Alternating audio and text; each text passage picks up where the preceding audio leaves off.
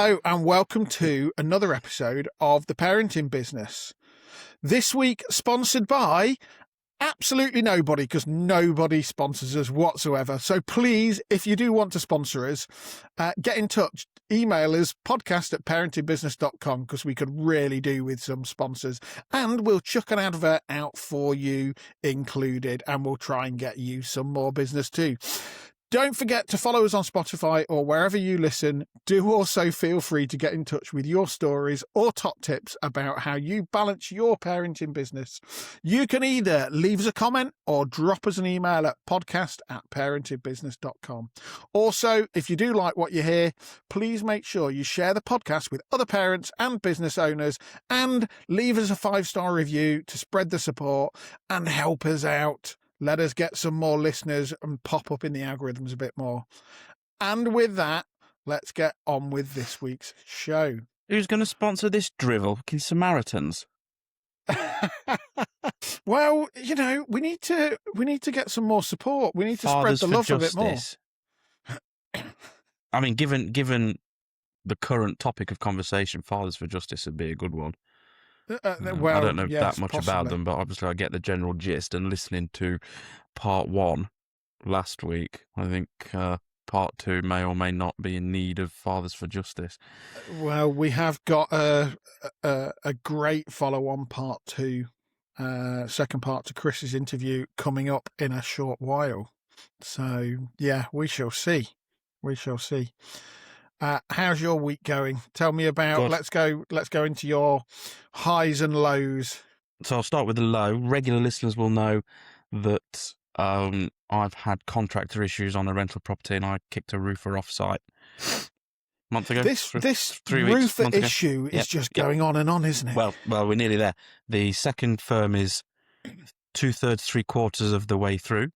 When this morning I had a WhatsApp message with some pictures on, and I'll quote it, actually. I'll quote exactly what he said. Sorry, listeners, this is not going to help with the boredom drivel of our show, is it? Watching me try and fault about with a brick phone. It's even worse when they're not watching and they're actually just trying to listen. Yeah. Just silence. Well, some pictures, and the caption, "That spiteful twat has been back and smashed the back end of our roof in." And then some pictures, which, I don't know if the camera can pick that up. There's a load of hammer marks on some holes in the roof, which this time yesterday was being felted. And today they've had to refelt it again. So that's been fun. So that's my low. So was this materials provided by the new guys? I think what he'd done, the old guy had gone and said, well, he's obviously not going to pay me. I'm going to go cause a bit of damage to part of the works that he actually had done. But my argument is he'd done about 1,500 quid's worth of work and had a $3,000 deposit. So fuck off, I don't owe you anymore, mate. You've cost me 2.5 grand's worth of damage. Let's just walk away, call it a day. Thank you for your efforts. It's been a shit show. Yeah. But so he damaged work he'd done to create damaged work more he'd done, but he'd already been paid for it. Yes, yeah. So technically we're down the lines of trespassing and criminal damage, but what's the fucking point? I mean, I don't know about you. I've been mugged at knife point. The coppers aren't interested. I'm not out of pocket with this, really. Well, I am from the previous. You are? From the previous, but last night's But also, I'm guessing you've got to buy some more materials. Nope, because the contractor that's doing it now had quoted for start from scratch. Oh, okay. Basically, if this guy's been a bit of a clown, we don't know what we're going to find. I mean, we just keep it simple. We're just going to do it all from scratch. Now, they were probably going to be 200-300 quid up, and who cares? Cool, sort of thing. Now they're not. That was basically the gist of the phone call I had this morning. Oh, okay. So I'm a bit pissed off for a few hours, but it is what it is. We are where we are. Just fuck's sake. They won't be done tomorrow now, like they probably would have been ish. Right. It'll go into next week by a day. Well, fuck, who cares about that, really? Yeah. The inspection I've got coming up won't really be affected. I'm still going to get my knuckles wrapped there. That's the other thing with these inspections. On another house, another tenant basically had the conversation with the same inspector as 2 years ago, something like that. And I quote, they wanted access to inspect the property and check it all. And the tenant there said, No, mate, I'm up and down the motorway all day. If I've got to take a day off and you're not going to pay me to take a day off, I'm happy with my landlord. He's actually quite good to me. Not interested. Yeah. And this went on for a while. And in their pitch to try and get in, they're saying, we will find things to fuck your landlord. They will find things to fine your landlord for.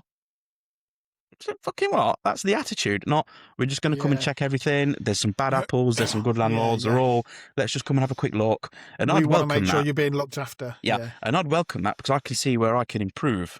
Yeah. And I'm happy for that. Come in, see what you think. If there I can improve on, cheers. I'd like to improve if we can. Yeah. But the attitude of, no, we're going to come and find out what we can fine him for. Oh, for fuck's sake. It's a stealth tax, isn't it? It's 1,200 quid to get this licence. And then it's 350 quid whenever they want to come and poke their nose round. And then it's whatever else they want to bloody fine you for whatever they've found. Oh, fuck's sake. So at least in this instance, they're going to find something quite easily. They're not going to look very hard. The fucking hole in the ceiling. There's a hole in the ceiling from the previous contractor still. Yeah. So, fuck's sake, his timing's on that sense is terrible. Anyway, there's me low. Okay, so that's your low. Go on then. There's 5 minutes on me low. The high is actually the order book. The order book's stonking. It gives me a nice problem. Awesome. Yeah. The problem's like I normally try and have a fairly healthy balance between customers who pay quickly or on delivery, and they get a discount for doing so.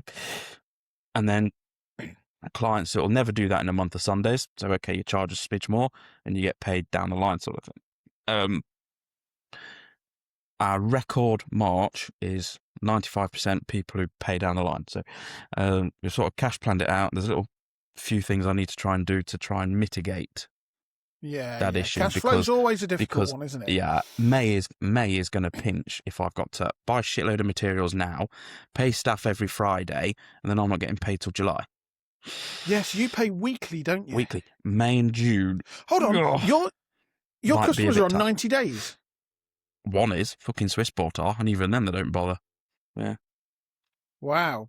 Yeah, I just won't allow customers. I've had they pay for the privilege in the past. They pay for the privilege. Well, yeah, so but I've had customers come to me in the past and say, we operate on 90 days. And I've just said, no, you don't. Otherwise, you don't operate with me.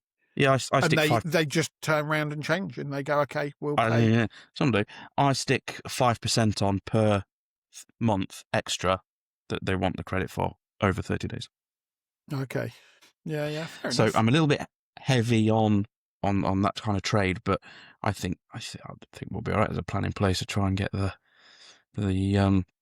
people who pay quickly on board. It starts with me visiting the regulars who pay quickly. I went north Tuesday. I'm going to Birmingham tomorrow, and then next week I'll be going southeast-ish, Peterborough way, Anglia, and that should see everybody who hope pays us quick to try and drum a bit more up. And then after that, I'll go see some new people, and it's obviously new customers have to pay up front because you don't. You've not got a relationship yet. So that's the game. But my order book is stonking. Stock market is well up today. Good. Massively up. So I'm like, fuck for that, actually to sell a few soon. Not back to where it was 6 weeks ago, but a reasonable uptick. So a lot to be happy about, really, mate. And we sit here today on April the 1st. So we're recording this on April's Fool's Day, which is very apt. Recording a little very apt for me to talk to you. And looking forward to a good day on the road tomorrow, and then feet up for a few days. Happy Easter. Nice. Let's eat too much chocolate and, see a bit of family, go to church and... Yeah. Recharge, I think, because I've not had a good lay-in for a while. I quite fancy looking forward to a couple of those. Hold on, you've got 3 kids. You don't get lay-ins. On weekends, me and my wife taking turns. Or try to. Yes, I do remember you saying. Last weekend or two, it was... we had things on where we couldn't really do it. The other thing I was going to mention, listeners, I know this is I'm not rambling on too long today. I'm here with the monitor because she's gone out gallivanting with her mates and left me holding the fort. So if I go leaping into action like Clark Kent, it's his fault there. Aside from that, I think that's me about done. So over to you, pal. What's your lows? Your haircut. Yeah, my haircut. My ears lowered. That your low, is it? Yeah. No. You shouldn't really say that. So this one, it's a strange one. It's kind of linked to my high. It's a flip side of one of my highs. I've got a couple of highs. Oh, you go steady. I know. Gosh, yeah, I might start sounding happy. You send that caller rope back. Corner road? Rob. No, it's that those concrete blocks. we're not far from the River Trent, so We're not. And this is something you said it to me not that long ago, that what's advertised on quite a lot of the bridges. Oh, absolutely, the number for Samaritans. Which, yeah, it's the place to put your advert, isn't it? I do get it. Yeah, I get it. I don't completely think so much. I don't think so much, mate. It's an advert. Okay, maybe a poor choice of words, but if you're heading to the bridge, you might just ring the number before you do. Yeah, what you got to lose at that it's a point. suggestion of where you can maybe get some help if you're struggling. I don't quite think Samaritans going, I know where we need to advertise. It's not like putting your number in a cubicle of a toilet somewhere, is it? A very different service. Anyway, go on. What's your low? So low is frustration. Oh. I'll come on to it in the high, but setting up accounts. Yep. And setting up marketing. Yep. For a new company. You got wanker's cramp. You've been filling in that many forms. Yeah. Oh my God. Yeah. But also, why are trade account application forms so complicated? Tell me, what do you need from a company to invoice them? Email address, credit check. Yeah. Probably it. So, and what do you need to credit check them? Yeah. Your company number. Yeah, that's it. That is literally it. So why is it so you could just literally have an email from them saying, this is our details, this is our email address, this is our contact number, so on and so forth. Why do you need to know all of the directors' details? Why do you need to have two trade references anymore? So they can do a background check on you personally, check you're not been up to noughties in the past. Actually goes and does trade references? Not many, is there? No. And why make the form? Why make it so complicated for somebody to buy from you? Keep it simple. And what you do is you start, as you said earlier, put them on pro forma to start with. Pro forma. Yeah. What's your company name? What's your address? It's an insurance game, though, isn't it? Most debt on credit is insured, and the insurance company say, we want X, Y, Z. What colour pants do you wear on a Tuesday? They want to. I understand that for some, but for others, come on, keep it simple. Top tip: if you're a small business owner, don't make your application form complicated. Just chuck them on pro forma to start with. Build a relationship with them. Yeah. And just say, yeah, not a problem. We'll set your account up in 10 minutes. And this is similar. I'm going to divert briefly. This is similar to quite a few places, but especially in Yorkshire. They don't have two fucking brains to rub together all there, do they? The amount of places who say cash only, which is fine. You can prefer cash. Yeah. But if you don't have cash, like so many people don't nowadays, if you don't take my card, I've got to go somewhere else. So they want to save a little bit of tax by losing thousands. They're going to let thousands of pounds walk past their door, so they can save £1,000 in tax, sort of thing. You're mental. Why let 10 grand walk past the door just to save 1,500 quid? But also, this argument, Yorkshire. Some people say, "Oh, cash is king because we get charged by the merchant companies for the credit card transaction fees and all this, that, and the other." Yeah. What do you get? What do you get? What do the banks do when you go and pay cash in? Well, that's my argument exactly. That's what I was going to say. How many bank branches are there now? Somebody's got to pay that into a bank account. You've got to go to city centre now because all the other branches are closed just to pay a cash in. So it costs you a fortune to handle cash. At some point, somebody's got to. People say, "Oh, well, don't pay it into bank accounts and just keep it in the system." At some point, somebody has got to pay it into a bank account. Therefore, at some point, it's going to cost more than a card transaction fee of 20p and 0.4% or whatever it is. Just charge a bit more and take the card. I do. Yeah. My card provider is expensive because we don't take very many card payments. But I think we only did it was less than 20 grand last year on cards. 99% people bank transfer. But those who who want to pay by card, of course you can. But it also can speed up payment. You can. Because those Why smaller companies can just go, you know what, the invoice is here, click, pay, done. click pay Fucking done? Forget about You it. don't want people to think. Don't want people Yeah. to stop and think, oh, I can't do Yeah. that just now because you don't take card. I'll sort it another time, by which time they've gone somewhere else. Make it easy for people to pay it and stick 2% on your bill.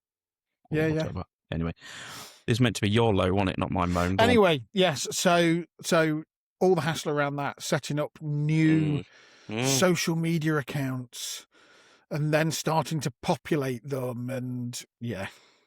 So that's been a bit of a low, just because it's a ball ache. It's ball ache, pain in the arse. It's an absolute ball ache. At which time you're not making anything. No, that's it. That's it.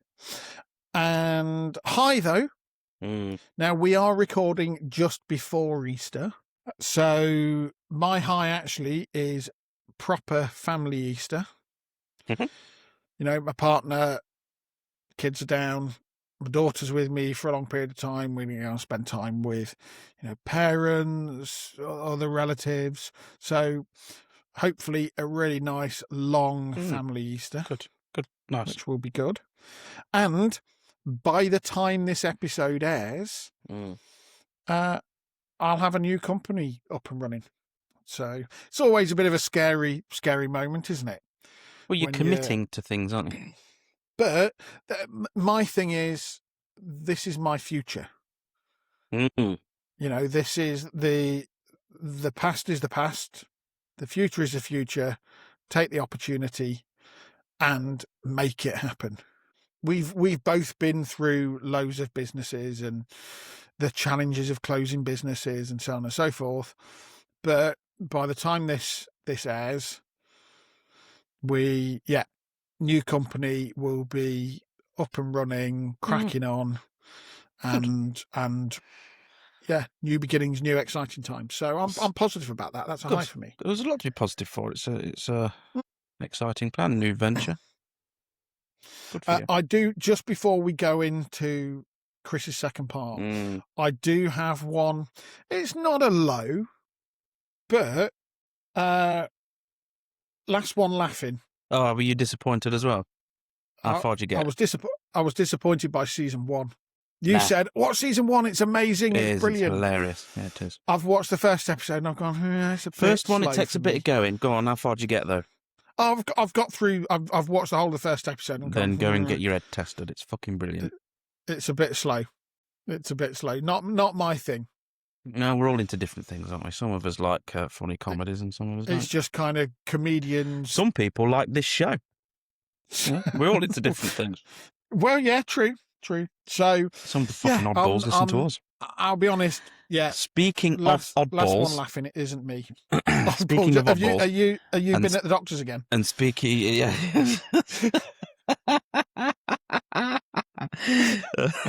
I like that one. Oh God. Speaking of no hands. Things running. Yeah, things running on. Our first guest starts his charity runs next week. Oh, okay. So we might put a link in the comments if that's all right, just for the charity. What is it again? Footprints. And, yeah. Hopefully he does well. He's in France next week. You went and got my arse kicked at snooker a few times by him the other day. So yeah, he's telling me all about it. You do realise you're meant to use cues. Is that what it was? Yeah. Is that what it was? You'd have to come and show me. That's why it didn't work. That might be why it didn't anyway, work. Moving on. Before we descend into something a bit chaotic, no, we don't. Let's get back into the very serious and enlightening conversation that we had with Chris.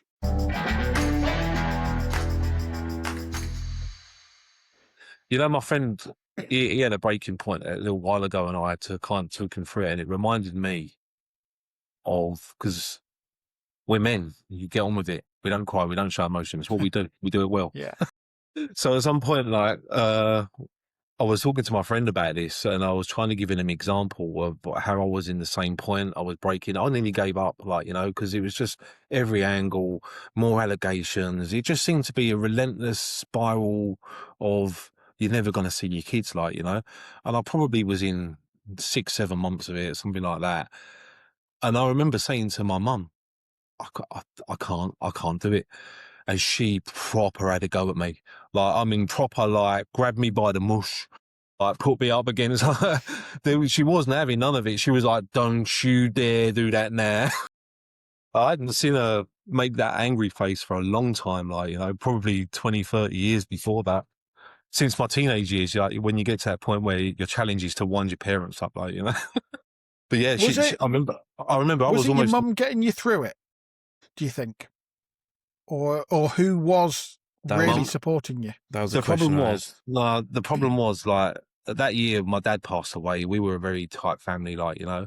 So my mum was already going through her own thing, and I kind of took it upon, because I have my brother in America. I have one brother who's just bone idle. So at some point, just a generational thing.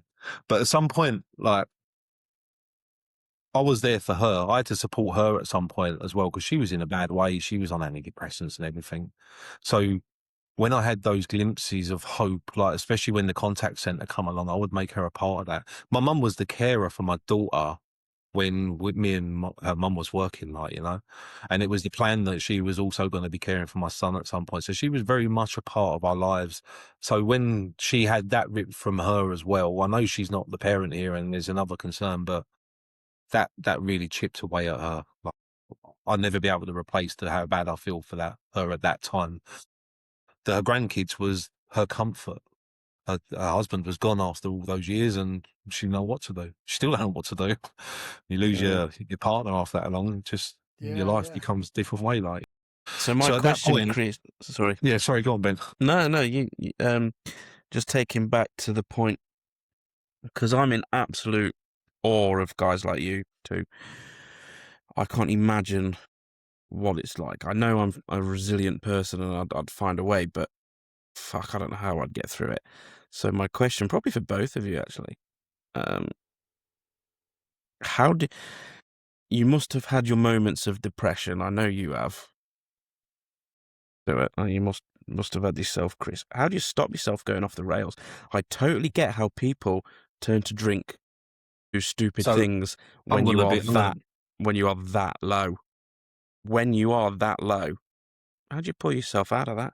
So when it comes to that period of being that messed up, I mean, I was out of control, I'd say. I mean, I remember phoning a good friend in Hornchurch. It was after a day of court, and something had happened, or she'd never turned up. I can't remember what it was, but I ended up in this bar in Hornchurch, and I parked in the loading bay round the back because there was no parking. It was like campy. I just didn't care.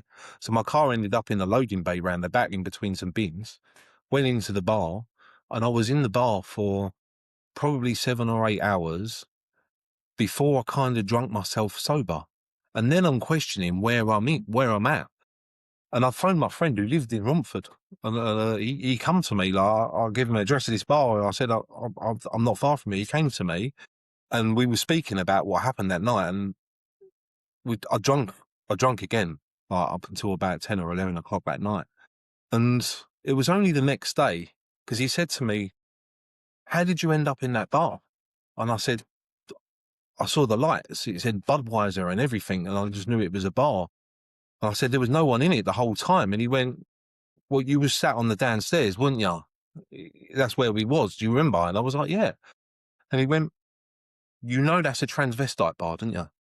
And I went, what? He went, they was coming in all night, going up the stairs, and he went upstairs is where it all goes on, like, you know, it's a bit saucy up there. He said, I was coming to whip you out straight out of there. He said, but the state here, he said, we couldn't get you to walk. So at some point, he said, I sat there, I thought it was amusing, and he said, you just sat blissfully unaware of everything going on about the court case, and she didn't have the right to do this, and he went, I had to be there for you. And he went, we're talking about it next day now. He went, because you sobered up. But apparently it was a bit of a dodgy dial, like, but I had no recollection of that. There was many times where you couldn't control what had happened. You couldn't believe what someone had told you again, like, you can't see your children, you ain't going to court, this ain't going to happen. And at that point, drink was the easiest thing, like, you know? Yeah. And was there a point kind of further down the line then? Because obviously drink for you became a bit of a solace. I'm not a drinker, but for me, it was an instant for release. those Walk into a bar and you can do the damage within an hour. Like, you know, you could be there overnight. For me, it was, Stuart, you'll understand. Do you remember the flames inside your chest? Do you remember coming away with the injustice? It's an injustice that you can't believe. You can't see your kids. Ben, I'm going to tell you now, you can't see your kids for 7 days. Whether you like it or not, you couldn't, you know what I mean? And then knowing whether you're going to see them after that, like, you just can't understand it, like, you know? I'll say I had days going into court where I was being told, it's all sorted. We know you're going to get to see your kids. Just before going into court, something else would be thrown and it would be, oh, you're not now going to see your daughter. You're not going to have contact. So you'd go into court having spoken to your solicitor or arrive at court having spoken to your solicitor and be, we'll get a court order today that'll give you access. And then all of a sudden you're told, oh no, that's not going to happen because this has been said. And we now need to investigate that before we can deem that it's okay, even though you're saying, but there isn't anything around that. Well, no, but something's been said. So we now need to look at it before we can agree it because it now raises a concern, which then transpires later on that actually there was no concern and it shouldn't have happened in the first place. When it's raw like that, Ben, there's no walking into a church and having your 5 minutes of solace. There's no walking into a park and smelling the green. Like, you know, it's just flames and rage. Like, you know, it's the most important thing in your life. As I said, like, I didn't care about my house being repossessed. I didn't care about my business just going to nothing and not getting a price for it. I had one thing on in my mind, and it was just about seeing my kids. And every time that got blocked and delayed, like, there's no let up for that. There's nothing that no one can do for that. So, Chris, did that stop, or did you have a change around that kind of mindset when it was all over, or was there a point before you got to the end of the course? When I started seeing my children, I mean, I think I first saw them at 7 months, and then there was a period where I didn't see him for 2 or 3 months because she played games. Then she got ordered to attend to the contact centre. So probably 7 months, I saw him 2 or 3 times a fortnight, and then I didn't see him for 2 or 3 months. It was Christmas again. Over Christmas, I didn't see my kids. That's the thing I can't get. Why would you not want your kids to have their presents from their father at Christmas?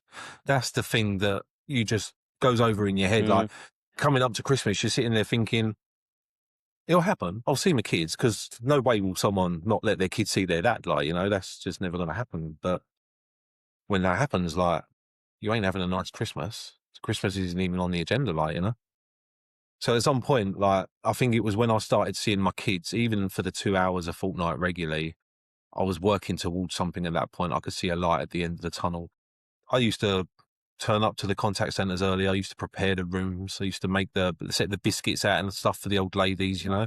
So I was very much a part of the process of making sure they was comfortable and the right toys was out for them and everything. I think we was out at the contact centre 6, 7 months, something like that. And when I say out of it, you're not away from it. You're just out in the yard. Like, you can turn up there, pick them up, take them out for 10 minutes. And then it becomes half hour. Then it's an hour. And then all of a sudden, when you're out of the contact centre and you're doing your thing in the local area with no results of turning back late or the kids having a trouble, that's when you go back to court and they can order you out of the contact centre. That's when you can rely on your, maybe you do day visits first, but then you can work towards weekends. So when you start seeing them, that was your my children release. again, you've got the light at the end of the tunnel. There's almost a plan pretty much laid in front of you of what we're going to do, what you're going to do. Before you get to that point, I'm sorry to go back, how do you pick yourself up from that low? That's a question to both of you. When you're that low, how do you, with the exception of getting blind drunk in a transvestites bar, how do you go from that to get up next day, try again with the lawyers, try again with any form of day-to-day? I mean, do you bother with breakfast? Do you care about going to work? I can't see I'd do any of that. I mean, how do you pick yourself up? My focus at that time was just about my kids. That's all my focus was about. There was a 6 or 7 month period between my employment and my self-employment and my employment. So for me, working wasn't an agenda. I would have been no good to anyone at that point, like, you know? Yeah. So it didn't cost me nothing to live because I had a house to live in that was technically mine, that was probably doing more damaging by not paying mortgage and stuff. But again, it wasn't my agenda. I had one focus. And, you know, that focus, it took up a lot of time, like, you know? I had to do a lot of work to plan towards seeing my kids and put in a lot of work in that I had to try and save solicitors doing, for example. Solicitors, if they'd like to do everything for you, but they'd also like to double their money that they're receiving from you as well. Yeah, I've got a couple of stories about solicitors myself. When you had your contact at first, Stuart, was that your release, or was you a bit manic through that first period of seeing before you got to see your daughter? It was a bit of a release. My contact was slightly different. I was fortunate that I'd got support of a family member who was who is massively experienced. My sister is massively experienced in childcare, and my daughter's mum was satisfied that as long as she was there, almost didn't leave the room, and she facilitated, drop-offs, pickups, that sort of stuff, then it started with the same as you. It was a couple of hours, but it wasn't in a contact centre. It was a choice of contact centre or somebody being there. And it was my solicitor actually that argued, well, hold on, not necessary. It's not necessary. Yeah. I've got people that are in prison, for very violent, serious offences that aren't having the same restrictions put on them as you. So my solicitor, because she was very, very experienced in this sort of thing, she actually managed to convince the judge effectively that, well, hold on, let's, supervised visits. But yes, it was a relief, but it was, I don't know, did you find it like this, Chris, where it's very hard to start with as well, because it's been so long that you're a little bit rabbit in headlights, don't know what to do. You're there and it feels a little bit surreal or strange that you're having to do it in such a controlled environment. You're not able to be a dad. Oh, you're really digging. That bring the sun right out that topic. So I remember my first contact with my son and my daughter, and I remember my son was that young that he was baby-like. He was in my arms cradling, like, so 7, 8 months. He was able to sit up and be cheeky, like, So my daughter stood at the door. They put my son in my arms, and then I probably cried for about an hour and a half. But honestly, that was enough for me. That was me broken. Most broke I've ever been. Just there was nothing I can do I just kept on passing him to my mum, and my mum did the same, like, It was just that is literally like, if you want to try and talk about how raw, get right down to how you feel, that's the only thing that will turn a man to do that, like, to break him, like, that's not, no, I'm not going to see my child. That's like, my son's in my arms. But that's like the first time my son's been in my arms for like 7 or 8 months, like, He changed so much has happened. Like, he just started to walk and crawl without me even knowing, like, all those things, like, just, you can't control your feelings. You can try and hold back as much as you can and be a hard man, but at that point, when your son's in your arms and you ain't been in for that long, that's how you feel, like, that's how it gets you. So I'm just going to jump forward a bit. We know the kind of situation, and we've talked a lot about the situation of going through court. Let's go beyond court. So you got to an end point where you've got something put in place by the courts around kind of contact or arrangements for children spending time with you and split between you and their mum. If you don't mind me asking, what did that look like? What, there from day one? In terms of after the court, when you'd got that final court order of, okay, this is, outside of going to court again, this is what it looks like until they're 16. No, I mean, it's not that easy. No. I mean, maybe I'm through. My kids are to that point now where I almost stopped paying maintenance. So next year will be my last year of maintenance for James. So I mean, that don't mean you stop paying money towards your children, but it No, just of means course the not. maintenance situation stops. So at some point, I've been through the mill. Like even when I got my contact, there was still situations where it will be okay for 3 or 4 months, and then I turn up to the school to pick them up on the Friday afternoon, how it's supposed to be, and then they didn't go to school that day, and then they're not available. And I not go and knock on everyone's door, and they're not there. It was the game, like it was the fact that you've dragged me all the way down 2 hours drive, walk around 2 or 3 hours looking for my children, finding out what went on, then having to drive back. That was the game, I didn't buy it. You have to have that focus. Just suck it up like I've done for the last 3 or 4 years. I always develop this little saying through what happened, like they can chew you up, but they got to spit you out. It's like I always say that to myself in these situations with just at some point, like you go through some shit that everyone has to take some shit. It doesn't matter what it is, whether it's family, whether it's life, business, your work, whatever it is, everyone has to take a bit of shit. I always say that to myself. They can chew you up, but they got to spit you out. After seeing my kids and still having that focus and applying the court orders, like sometimes you have to go back and make the judge slap someone on the wrist and threaten them with community service, Yeah. which never happens.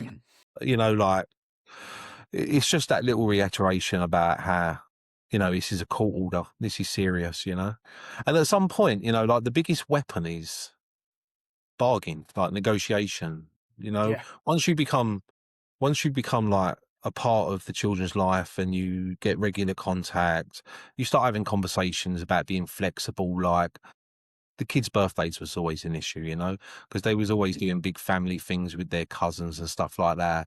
So at some point, I nobly would give up my contact on their birthdays because I know that the kids want to be with their cousins and their immediate family, and I knew that, so I didn't want to be the person to say, "No, it's my weekend. You're coming to me this weekend." Yeah. So at that point, you start negotiating, like, why don't you keep them there and I have them 2 weekends in a row, So at that point, like the maintenance, can we come away from CSA because CSA take a big chunk of it? So at some Yeah. point, another negotiation, all of that kind of help you establish a better relationship with the mum, At some point, I was given a door key to their house, like when I supported them moving into their new place, because it was just convenient to go and when I went down to go and pick them up, sometimes they wasn't there or there was a waiting thing rather than waiting in my car, So at some point, it becomes civil after the mediating side of however it works. It's never a mediation before you go to court. It's always the mediator. And once you start seeing your children, that's the relationship building between you and your kid's mother. I have no ambition to ever be with my kid's mother again, but Yeah. she's a great mum, and I always speak highly of her in front of the kids. I never said a bad word about her. I wouldn't try and say a bad word about the kid's mum because they love their mum, So Absolutely. at some point you She is always have still to their mum.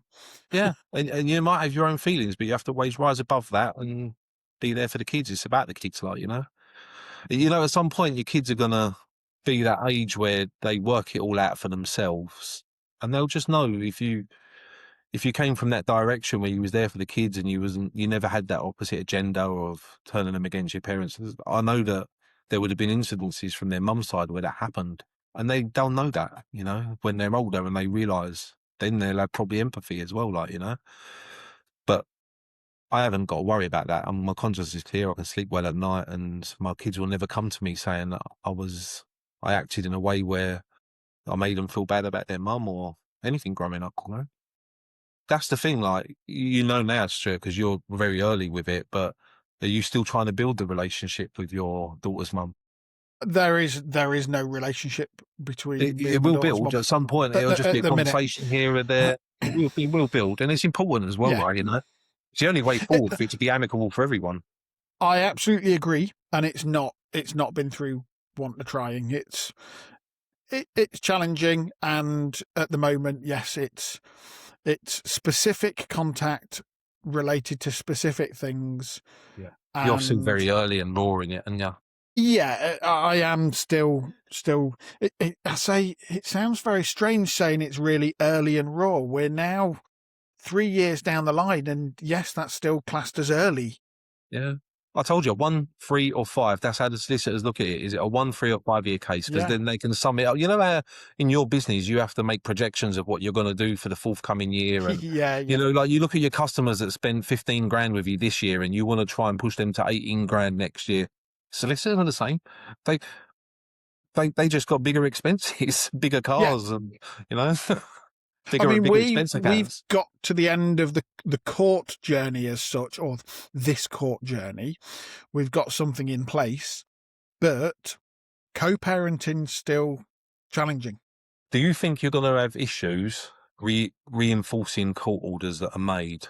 Or do you think that in the next 12 to 24 months down the line that you're still going to have some challenges?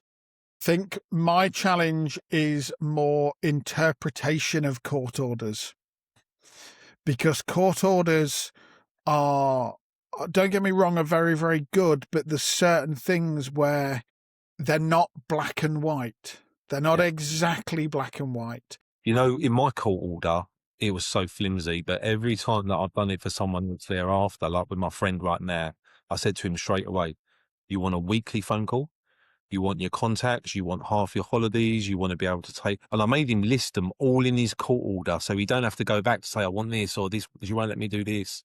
So at some point, like, in hindsight, I don't know.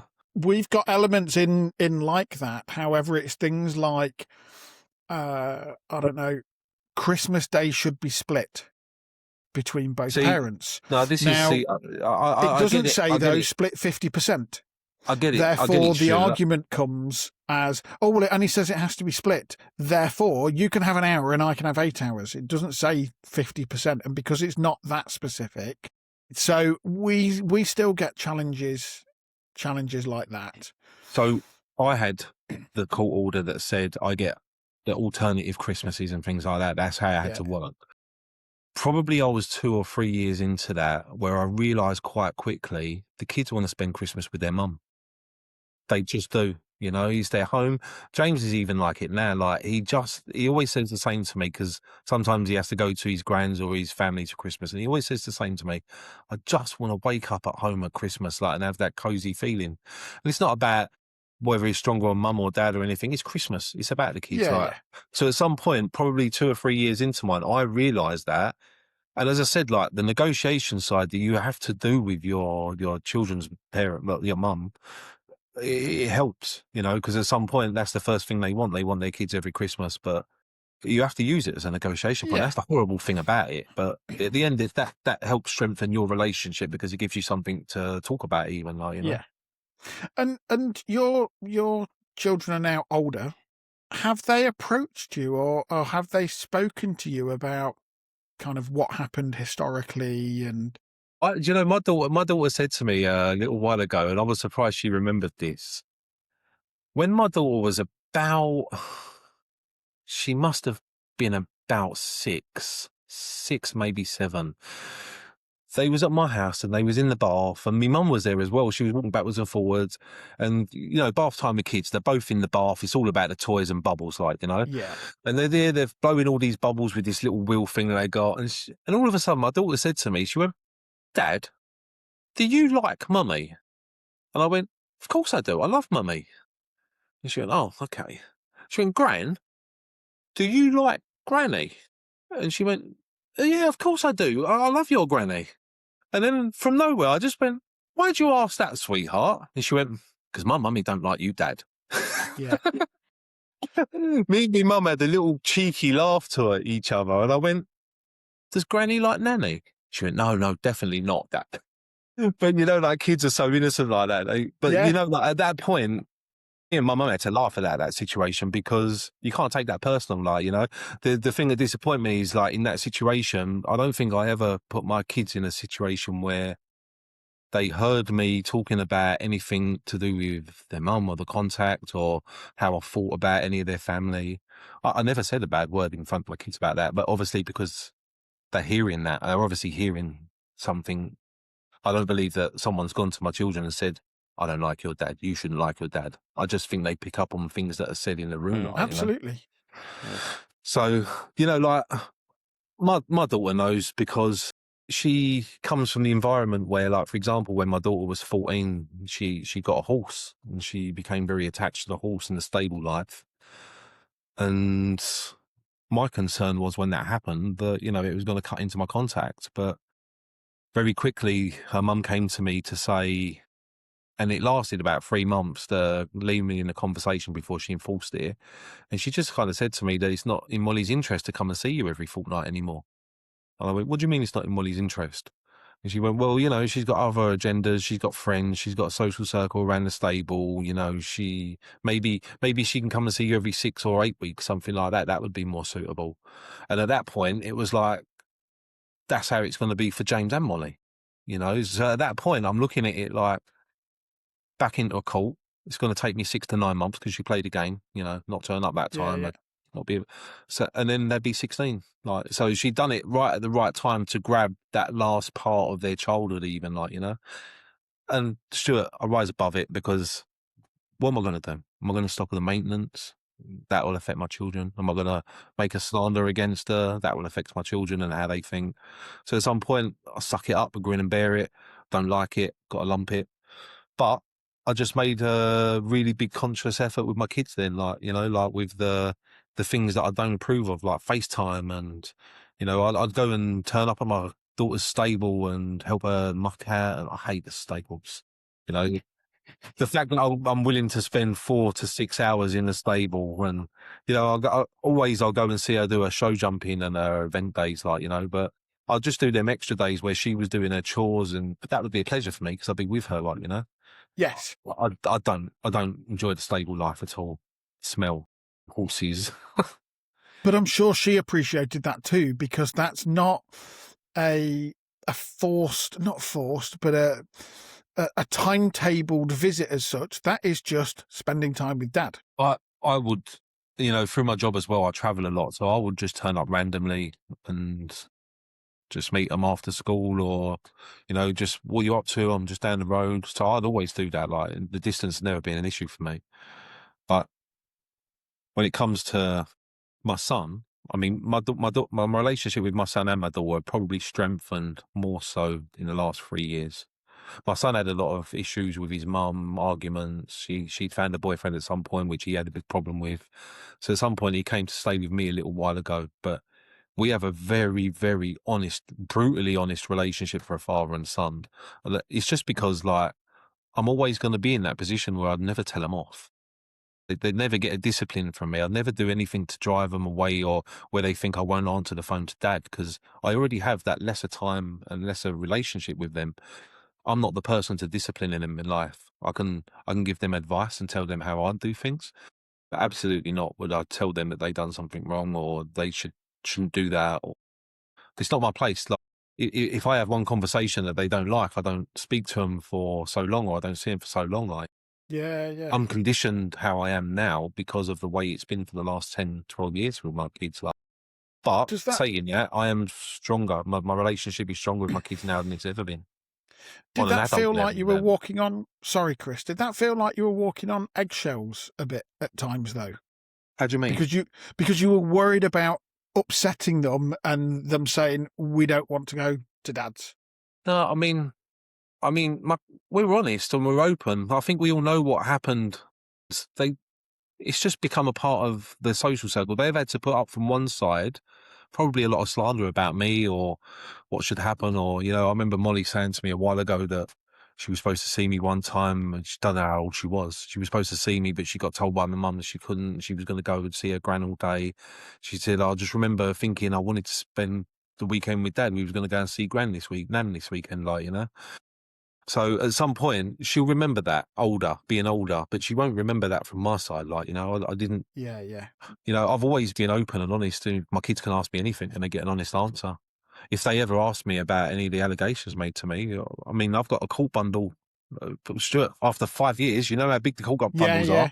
In fact, it's not even a bundle anymore. I think it's a cupboard that I've just not opened for about 8 years, 9 years. Yeah. But, that's there. At some point when I die, someone's got to go through that. I thought I would burn it at some point, but I never have. But I'm an open book when it comes to that. Like, I've done nothing wrong. I never did. And if my kids ask me a question, I'd be honest with them, in a way where I wouldn't want to slander their mum. And because this is something I've kind of questioned a little bit of myself as to whether it's the right or wrong thing to do, or whether anybody can say whether it's right or wrong. Do you feel that you've kept all of that so that if you are asked a question, you can say, all the information's in there, it's up to you whether you read it? I wouldn't read it again. For me, it's. I mean, for the kids, for the kids. I think that the big aspect of the fact that I've still got it is because I don't want to open the cupboard. Like, I know how big it is and how terrible it is. If I ever open that cupboard again, it's literally to throw it all in a big dustbin that's already on fire. You know, so for me, the reason it's probably still there is ultimately because I don't ever want to remind myself. If I ever need cupboard space, to be honest, it's at my mum's house, so it's not my cupboard space. if it was in my house, it would probably be an issue. But so I don't know. Like, for me, I think I'd stick it in a box, label it up, and I don't think it's an issue for the kids. But I think probably they might be interested at some point. I think if I'd went through that, I mean, I have a real father actually, so if I'd gone through that and it was an issue with my real father, probably I'd be quite interested to read about that 40 years later. Because again, I would have probably only ever heard it from my mum's side, like, you know, so yeah. You on eggshells, Joe? You on eggshells, aren't you? Yeah, I have to be a little bit. My daughter's still really young. She's nearly 5. She is incredible. She's of that age where passive conversations that she overhears stick. Yeah. Absolutely stick. And I do get asked questions around my relationship with her mum when we were together, when she was a baby, from her. So I know that she's picked things up, not from me, but potentially from her mum, whether deliberate or accidental, I don't know. So yeah, I do make sure that it's always positive. You know, I never, anything that she asked me about the relationship with her mum, I always play down. I always put a positive twist on it, or a very calm response to it, in terms of, you know, if there's discussions around arguments, it's very much, oh, but everybody has arguments now and again. People disagree at times, and that's not an issue, and just try and play the whole thing down. But yeah, I do to an extent. There is a little bit of eggshells, and I think it's very, very difficult. And you may have come across this, Chris, when your kids were younger, when you got time with them. Different boundaries. You will have different boundaries, and different boundaries in your house to the house that, you know, they're living in with their mum. And it's helping them manage and it being okay that there are almost different rules in different locations, because that can be quite difficult on young children in particular. Probably you'd be a bit like me, I guess, like, but probably there'd be less discipline in your house than there would be in your daughter's mum's house, like, you know. When I say discipline, you'd just be mindful of, like, I never like to tell my children off. I remember being at the zoo once and my daughter ran off and got lost, like, you know, and you know that feeling when you lose your child. Yeah. So at some point it was like 2 minutes and we found her in the gift shop. She'd seen some things and she was looking at the revolving thing. And I remember telling her off because she'd wandered off, and her face, like, it went to that point where she went and held my mum's hand. She didn't want to be with me, like, for an hour or two, like, you know. So at some point, like, that was probably one of the only times I ever told my daughter off, like, you know. Yeah. I don't tell off so much as I will have an expectation, though, around kind of how she interacts, around the tantrums and so on and so forth. It's not that I get angry with them, but I won't entertain them, because I know that she's doing it as a child to get her own way. But I've started to spot when it's a genuine upset and when it's a tantrum.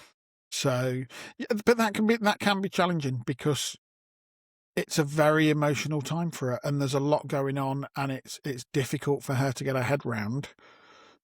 You know, this is time at mummy's, and then I have to go to daddy's, and then I'm back to school, and then to mummy's, and the kind of back and forth, and the different bedrooms, the different routines, that kind of stuff. It's a lot for a young child to take in. It is, yeah. So we manage it though.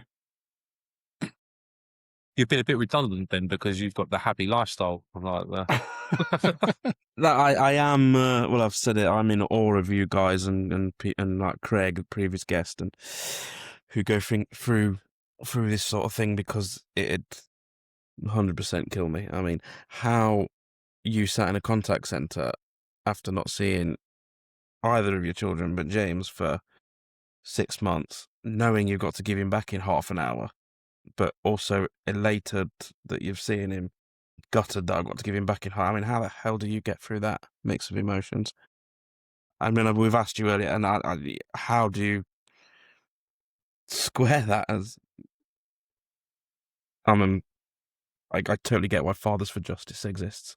yeah, I mean, it is an injustice, It but is an injustice. the system kind of works. I hate to say it. The criminal side of it is how much people like solicitors and barristers earn, and then also, you know, when them people are involved, you add months and months and months onto a case because of the process that it takes. Or, you know, my friend's applying to courts himself direct, and he's getting court applications within 5 or 6 weeks.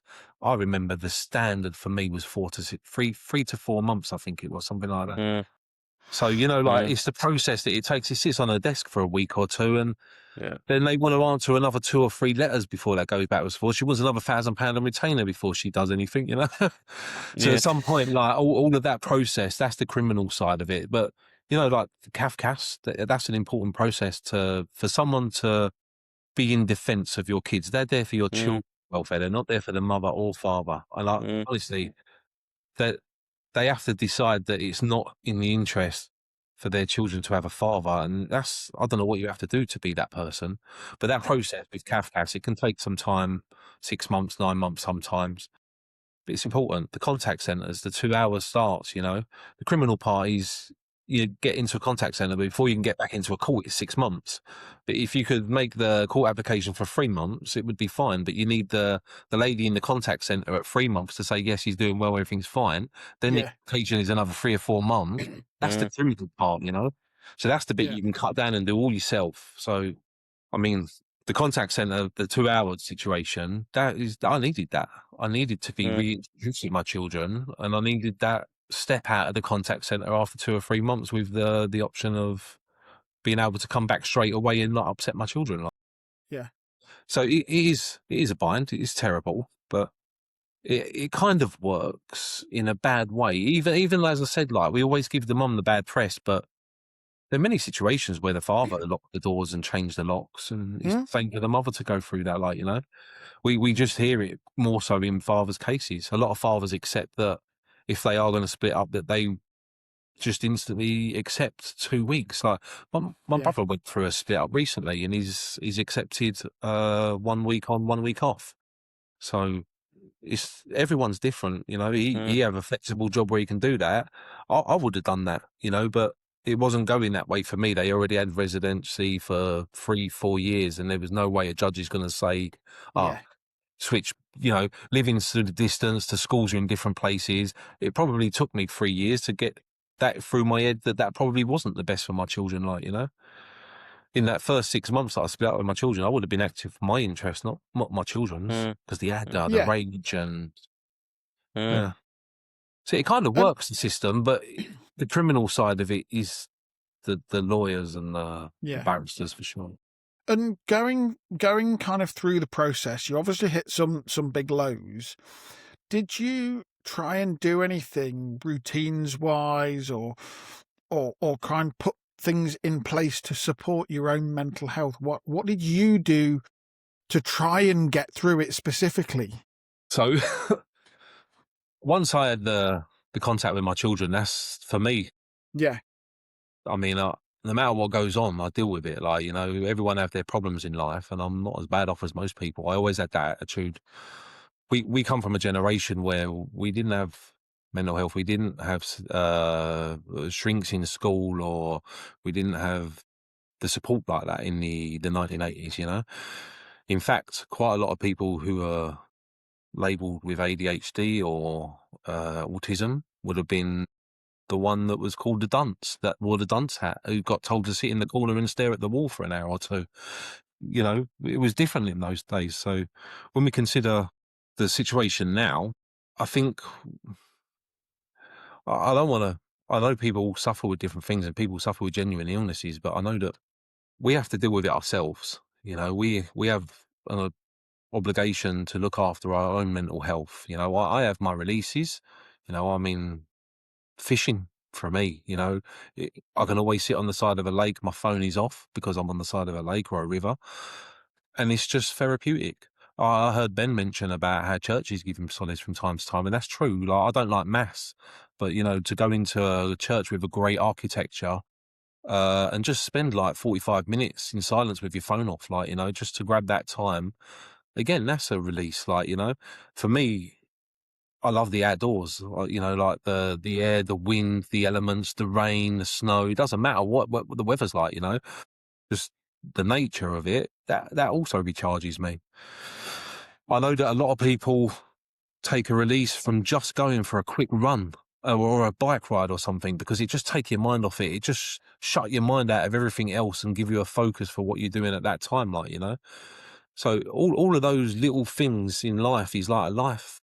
What can you say? Like life knowledge, like, you know, Yeah. we've all done it. We all know that it can have that release for us. And before you tell yourself that you need mental health support, I mean, you should try and help yourself first. I think that I've never come to that point where I needed to, even when I went through that stuff, you couldn't have told me. You know, if I would have seen a shrink, they would have gladly taken the money off me, just like the solicitors and the barristers, like, you know. But what are they going to do for me, honestly? They're going to put me on some antidepressants that's probably going to give my ex-partner some more concern for me not being a physical fit father. At some point, like, I never ended up at that point in my life where I felt that I needed a medication or a second party to give me advice on how to handle my own problems. I'm not saying that everyone should be like that. I understand people go through other things or handle things differently. Yeah, yeah. I said to you in this, I joked to you earlier, we're men. We're hard. We're tough. We don't talk about this. You know? we just push it to the back and we get on with it and we do what we're supposed to do in life, you know? Well, we go down the local and get pissed up, don't we? Or a transvestite joint, whichever. But you know, like a game of more pool, like, applicable. I mean, we've done it Yeah, before now. Game we of have. snooker or something. You just take your mind off Yeah. something, 2 hours away from something. You know, another thing, I remember speaking to a doctor a long while ago when I had high blood pressure and I was suffering with a lot of this. And I remember the doctor saying to me, he went, "Do you take a drink?" And I went, "No." I said, "I don't drink. Like, I'm not a drinker." He went, "Take a drink every night. See what that does for your blood pressure." I said, "What?" He went, "If it's a whiskey, just take one. If it's a beer, just have a pint." He went, "Just have one beer a night." He went, "And come back to me in 2 weeks and we'll see what your blood pressure looks like." He gave me one of these monitors that I had to do it at night time and monitor it. Yeah, Tell you what, I was really surprised at what a Guinness a night could do. So, you know, like there are many releases. I think that to find a release where, if you know you're suffering, I think to find a release where you know it's working, that's life. Find something within our life, within our city, within our community that you can relate to. If it's a group thing or if it's a support thing, fair enough. But I think you just need to find something that takes your mind from the immediate rawness of something, you know? You can't help when you're sitting there watching a float in the water. You cannot help but thinking anything else. Like, you know, your mind is on the little float bobbing up and down, and it pulls everything into that little focus, like, you know. So yeah, my advice would be to always seek within yourself or some of your own life skills, something that you've experienced before. You know, it doesn't cost to do everything in life anymore. You can always find something that you enjoy. Nottingham's brilliant for that. I think Nottingham's a playground. Like, you know, I come from London, and You've since said I've that lived quite a in times. London, I think it's like moving back to the 1980s for me. And I mean this in the nicest way. When you've lived in the South and you've every time you do something wrong, there's a fine. Every time you want to park, there's a charge. You know what I mean? Everything's so different. Yeah. Everything's 3 times the cost. No one's friendly. No community. No matter which community you live in or which culture you are, no one relates to anyone down there. Like, you know. But you move up here and it's friendly. No matter what the community is you live in. Like, you know, you've got a community. You know, you've got neighbours. You've got people that talk to you, and the city is amazing, you know. You got everything you've got in London pushed into that 1 mile little round circle, like, you know. Just it's like London without having to do all of the bullshit undergrounds. I think Nottingham's a great place, like, you know. You don't appreciate it because you're both from this area, but you know, I tell people this all the time, and I tease them about it from the south. I live half a mile away, less than half a mile away from the city centre, and I don't pay to park. No one Yeah. believes me. Yeah, No one yeah, believes yeah, me. So for me, I appreciate Nottingham. I like the people. I think it's a great place. Yeah. I mean, yeah, you're right. no. I might take it for granted from time to time. I know I don't like London very much, so I mean, I I get go that. back very little now. I go back for a pie and mash. Yeah, okay. London's great to visit. That's the only thing about Nottingham. They give you a pie and mash up here and they douse it in gravy. It's not the It's done got to be thing. liquor. You have to It's have good. Yeah. There's a proper Londoner, really. Yeah, liquor. I think you've kind of already answered this question No, just by the sound of recently, it. but if there's one piece of advice you would give to another kind of business owner, manager that's parent and trying to balance everything that's going on in their life, what would it be? Christ knows I couldn't do it. You have. You've done it. You've been there. I told you that period at TTT with the staff, the vehicles, the extra costs, the extra time having to put in to make sure that we didn't need another person, all of that, like, honestly, and family life. I mean, I always was a bit like of a narcoleptic since I was a child, like, you know, but I don't know how you can juggle. If you're the person that needs 8 hours sleep, I don't know how you can cope like with a full-on business and family. I could give you credit because, I mean, I don't know how long I would have done that for before my head would have bust, like, you know, or whether we ended up over the tipping point and everything become comfortable, or I just don't know. Yeah. I have no desire to try and investigate that again. I have credit for anyone who runs their own business and manages their staff. You know, just coming home at the end of the week. I know what you put up with. I hear you every week, like, you know, like you come home every week knowing that you could have done so much better if it was for your staff just turning up for work. Staff off today. That's yeah. I But look, mean, no, it's nothing compared to what you've been through. No, I mean, I disagree. I mean, you run a I know business for it's longer than I different, have. but it's what you've been through, mate. It's I'd love to find a nice little village somewhere in Sherwood Forest that demands a milkman. Go back to those days. I'm not sure I'd find the 1961 Unigate anymore, but go a bit further into or a mayor's car to crash it into. or a mayor's car. I can find you a mayor's car. A bit further into Yorkshire, they're still to get civilization. you know, like, I mean, credit to you, Stuart. I mean, it's hard to juggle just a job and family life, like, you know, but to run a business and do that as well, it's really tough. You're gonna have your guests have been on. You're gonna have people listening to this that will know that they had their times where they just, am I going to go on? Is it going to happen? Yeah, Should yeah. I make this change? Will I invest in this? Or do I take more staff? Do I let staff go? All of those decisions, just not decisions I want in my life no more, but credit to you, they're hard decisions. And the personal stuff Stuart's been through whilst doing all that. I mean, my wife's a bit of a rock for me.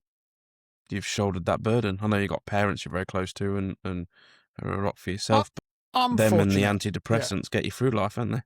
Hey, as I said on a previous episode, the drugs definitely work. Definitely work. And I think before we do descend into chaos, Chris, really appreciate you coming on and being so honest. It's been really interesting, and actually for me personally, and I'll thank you because you've shown me a little bit of what the potential future will be like, and To an extent, it's what I imagined it would be like, but it's nice to understand that people have gone through it, and you do come out the other end, and you are still here. Most importantly, you still have, by the sounds of it, a good relationship with your kids as they're growing up, and that actually, to an extent, you work out a way where you can co-parent, even though it was very difficult, I'm sure, to start with.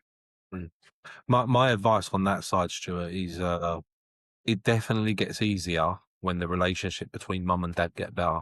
So, it might take 3 years, it might take 5 years, it might take 7 years, but your daughter's going to be your daughter for life. Even Absolutely. when she's past the age of 18 and she's getting married or first boyfriends or first house. I mean, it's still very important for mum and dad to still be there as mum and dad for their children. Time then, but we never had these conversations, always. So, like you bury this as well, Stuart. This is what you realise at some point in 10 years, you won't be having these conversations with people. You just be telling people how lovely your daughter is, like, Yeah. And how great a relationship you have with her. That's the key thing, like, And that's why, hopefully, Ben, hopefully you never go through it. Amen to that, brother. Because I can't imagine.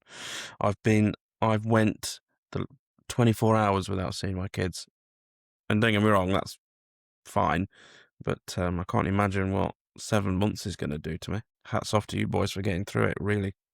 Chris, thank you very much for your time on this. It has been very emotional, I will say, and thank you for being so honest. No, that's wrong. Really appreciate it. Thank you very much.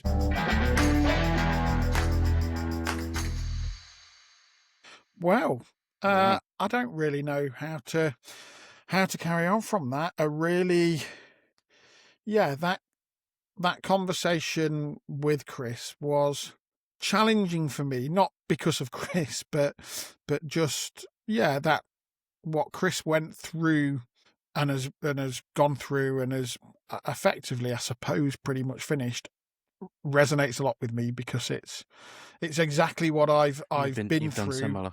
and I'm going through at the moment still. So it's quite eye-opening for me. I mean, I think I said it.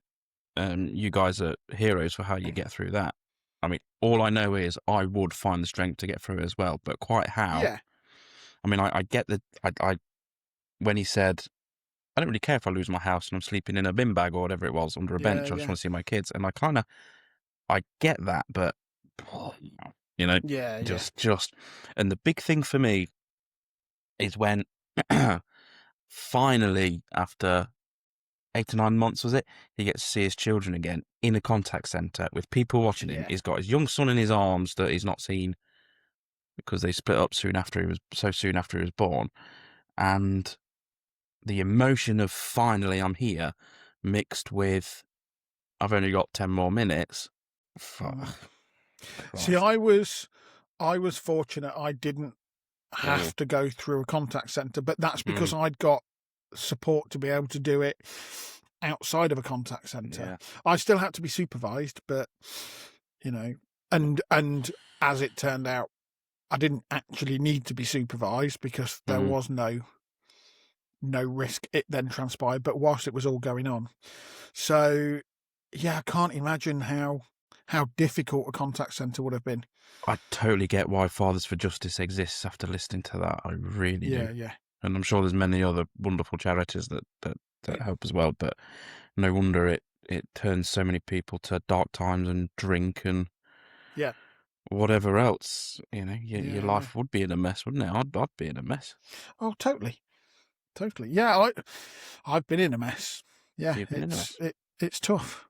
It's tough. So, let's move on to slightly brighter things then, just to kind of finish the episode. So, first thing we need, I think, is question. Okay, so big question this week isn't so much one that's difficult in terms of answering something that's tricky to answer as such. Okay. However, it's tricky when explaining the reasons to things to a 4-year-old. Right. Go on then, I'm intrigued by this. So, Yeah. So, you've heard of Judith Kerr, Tiger Came for Tea, right? Oh, yes. Yeah. Awesome book. Awesome book. Who doesn't think it's an awesome book? Well, in her other back catalogue, as it were, of stories, is I mean, when was Judith Kerr about? In the 60s, 70s, something like that? So it was about I guess so. a little lad Before I was born. Yeah, a lad called... Was it before you were born? Thought you were older than me. Anyway. I am older than you, but not much, cheeky sod. I don't know, just look it. So... It was a tough paper round. That's what family courts does for you, you know. Yeah. Yeah. We've just heard, haven't we? Bless him. Yeah. There's a little lad called Willie in one of these stories, and little Willie takes his you probably see where I'm going with this. Wants to take his pets to his sister's wedding, and it's quite a nice story. It's quite sweet, and it's one of the favourites from my little girls. Anyway, the phrase was mentioned, "I love Willie," and it was okay. It was in our house. It was only us here, but it come up again, and I says, "Yeah, you shouldn't really be saying it like that, sweetie. Why? How do you answer that one?" Listeners, how have you come across with that one? I mean, why can't you say I love Willie? You see, That's your short, isn't it? That's your fucking short for this episode. Me going, I love Willie. Anyway, but actually, I hadn't thought track. about that, but I am actually back on track. So something of what can be perceived as a sexual nature. How do you say that when she's only 4 and it's meant in a completely innocent context? She likes the little boy, and the little boy loves his pets that much, he sneaks him into his big sister's wedding, and all hell breaks loose sort of thing. Well, my little girl, she wants to be a vet, so we love animals that much. We've got that connection. I love Willie. And it's like, well... Willie is short for William. It is. Or was always short for William, so... But why can't you say... To be honest, I wouldn't... That's irrelevant. I wouldn't even say... Why can't you say, I love Willie in public? You can. Well, I mean, theoretically... It's not like you're saying, I love cock. No. You know, there's another short. There's your other trailer. Shame you're the one who does the edit. You know, but I think that my personal view is that you're overthinking it. Well, possibly, but I've got to answer this 4-year-old saying, why can't I say I love Willie? But she's now asking that question because you flagged up. Oh, I'm aware of my error. See, I wouldn't have even flagged it up because it was said by a 4-year-old in a completely innocent way, and it's your mind that's turned it that way, not hers. My sick, perverted mind that's gone into smut straight away. Is that what you're saying? Yeah, totally. So I think, you've kind of dug yourself a hole there, because I wouldn't have even mentioned it. She's talking about a boy in a book. It's not like, you know, I would have kept her innocence. I mean, don't get me wrong. I've not been bringing it up regularly since. But equally, but equally, it's something that I didn't know to answer. Does your wife know that you've not been bringing your Willie up regularly? Yeah. Well, that stops when you get married, doesn't it? That's what they say. So who's got the dirty, smutty mind now? You dirty old pervert. Hey, I wouldn't have turned it into anything smutty. What's on your mind this weekend? Family time. Going out with the kids. Yeah. Enjoying family time. So anyway, do you want to joke? I don't know how you would go on with that, because it wouldn't have even crossed my mind. What? Why can't I say things like that at the playground and at nursery and stuff? Well, nurseries probably get away with it because everyone else there is 4. But yeah, but also in the playground. And what are the chances of what are the chances, or what would have been the chances of her saying that just in the playground, completely out of context of the book and everything else? Probably pretty low. Probably slim. You've now increased the chances of that by telling her she shouldn't say it. Yeah, because we're wondering why, which was exactly the question. Why? So you've you've kind of shot yourself in the foot. Listeners will bail me out. I'm hopeful, actually. I'll move on to talk about listeners' opinions of me. We've got a few dad jokes messaged in. Oh, and okay. And the first one, speaking of listeners and their opinions of me, the first one, you are a dad and you are a joke. That is the dad joke. Bit harsh, Richard. Moving it on. That wasn't very nice, was it? So, thank you, listeners. Your loyalty is appreciated. Yeah. Nice support. Nice support. Yeah. Anyway. I'm glad that it was directed at you. It wasn't you are dads and you are jokes. Oh, it could have been. No, it was singular. So singular. I'm fine with it being. No, you are absolutely out the blue, Mr. Cool over there. Okay, go on then. Next one. What do you call a man with no feet? Go on. Neil. And this reminds me of, because that one rung a bell with me from years ago, and it reminded me of a very similar one, which, what do you call a man with no shins? Tony. Go on. And we're going to end on a joke from an 11-year-old. The best of the lot that was messaged in. A dad. Is it about willies? No, it's not about willies, actually. Okay. There's a little bit of a riddle as well. What's red and bad for your teeth? Really think about that one for a minute. What's red and bad for your teeth? I've got an answer to that, but I don't think it's the sort of an answer an 11-year-old would give. Try it. A hammer. Hammer. Oh, hammer's red? They are when they've smashed you in the mouth. Afterwards. No, well, it's before, isn't it? It's red before. Go on then. Brick. So you were on the right lines. So our listener's dad joke this week isn't me. It was what's red and bad for your teeth? A brick.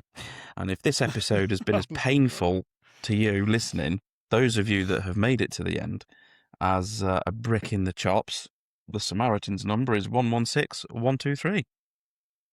And if you are struggling with anything that you've heard on tonight's show, and I don't just mean our poor antics and the poor taste, but anything that Chris spoke about, do please make sure you reach out to somebody and get some support. People will be around and will support you. And if they're not, contact us or contact Samaritans and we will signpost. Don't suffer in silence. Forget, no, never suffer in silence. Don't forget to also follow us on Spotify or wherever you listen. Do please feel free to get in touch with your stories or top tips about how you balance your parenting business. You can either leave us a comment or drop us an email at podcast@parentingbusiness.com. Also, if you do like what you hear, please make sure you share the podcast with other parents and business owners. And don't forget to leave us a 5-star review to help us spread the support. And I think, Ben, on that note, it's time to say we will see you next Thursday. We shall. Hope you all have a happy Easter.